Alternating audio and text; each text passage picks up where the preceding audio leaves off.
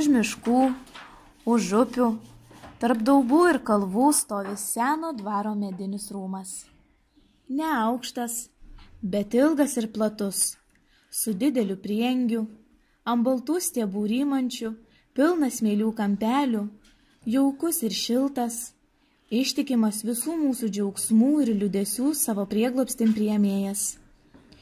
Prieš jį didelis miegūstas tvenkinys paslaptingomis gelmėmis, vakarais mėnesio ir žvaigždžių auksinamas ir įsigėdojęs, įsikvėpėjęs, įsisvajojęs sodnas. Meilingai glaudžia sodnas prie plačios krūtinės tvenkinį ir rūmą, ištikimu savo draugu, ir šnibžda jiedviem kažkokias nepabaigiamas pasakas, kažkokias bylas slėpiningas, ilges, amžinas godas, o tuodu klauso, tylus ir susimąstė. Dėl ko tavęs čia nėra? Nueitum kartu į girelę ant upės kranto, sėstumėm po liepą tavo numylėtą ir klausytumės, ką mums sako prigimimas ir ką pasakytumėm viens kitam. Užskleiščiau lapelius augančių po liepą kerų, kad saulė šviesias tavo kelias nušviestų. Po galvą tau glėbelį kiminų sidabrinių padėčiau, pati tau prie šalelį sėščiau ir pasirėmusi į pilką liepos stuobrį, pasakočiau tai ilgai, ką jaučiu, ką veikiu, kaip gyvenu be tavęs. Pasakyčiau tau, kaip sunku neturėti nė vieno žmogaus, kuris tave visiškai suprastų, atjaustų, mintimis pasidalintų. Dėl ko tavęs čia nėra? Sustojau. Štai mano numylėtas. Dieve, kaip gražu, kaip stebėtinai gražu aplinkui. Atmeni, kaip dažnai darbelis mano krisdavo iš rankų. Ir aš, akis čia į tave, čia į knygai smeigusi, klausiaus.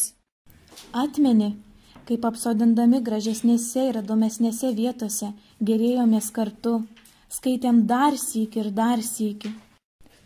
Kaip dažnai pertraukdavai skaitimą, kad pasakytum savo nuomonę, savo mintis apie perskaitytą, kad išspręstum iškeltą klausimą. Ir aš šnekėjau daug, sakiau tau viską, kas tik man į galvą atėjo, nes žinojau, jog jokia mano mintis, kokia ji bebūtų, neišauks ironiško nusišypsojimo ant tavo lūpų, nepažiūrėsi mane su pasigailėjimu. Gera, oi gera buvo su tavimi skaityti. Kaip gera viskas, kas su tavim. Kaip geras tu pats, kiekviena mintis, kiekvienas tavo žodis. Galėčiau kiaurą dieną praleisti prie aulių ir tai rodos mane pakerėtų. O dėl ko ir prie to viso mieliausio užsiėmimo neišeina man iš galvos mintis, jog būtų jis dar daug meilesnis, jei tu man padėtumei. Kaip džiaugtumės pamatęs dabar mano biteles, kada su tavim vaikščiojom prie jų, mažai dar aulių tebuvo. Sodo medžiai miega, apdengti sniego pūkais. Toliau matyti užšalusi ventos vaga, panaši į platų vieškelį.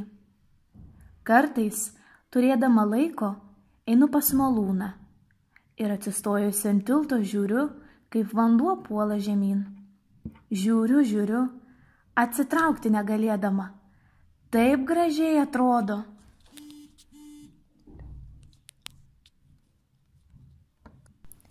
Jau ir vakaras. Vaitoja ir verkia fortepijono stygos po mano pirštais. Širdis sopa, akise ašaros, bet kartu taip man gera, taip ramu, jog rodos norėčiau, kad man per visą amžių taip ašaros iš akių bėgtų. Skambinu mazurkas, po to valsus, po jų pradedu noktiurnus ir vėl imu valsus. O Šopene, skausmo poete! Taip įsipynė į mano gyvenimą. Taip visos mano mintis ir darbai susivienijo su tavim, jog ką tik nedirbu, kur tik neinu, dieną ir naktį, vasarą ir žiemą, visur ir visados trūksta man tavęs. Buvai gyvybė mano gyvenimo, dvasia mano dvasios, saulė mano. Dėl ko tavęs čia nėra?